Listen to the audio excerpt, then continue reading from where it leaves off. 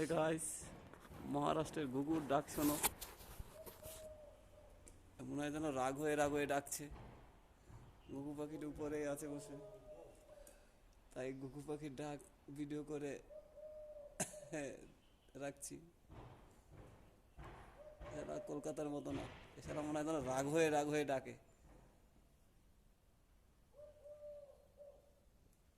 হ্যাঁ ঠিক তাই, রাগ হয়েই ডাকছে শালায়। কলকাতায় তো এরকমের ডাকে না, অন্য রকমের ডাকে মিষ্টি সুরে, আরে শালায় রাগ হয়ে ডাকে দেখো।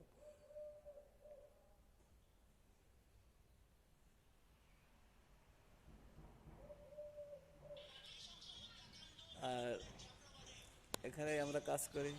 এটা হচ্ছে কাসারখেড়া, মহারাষ্ট্রের রিলায়েন্স কোম্পানির গ্যাস পাওয়ার প্ল্যান্ট। এখানেই আমরা কাজ করি।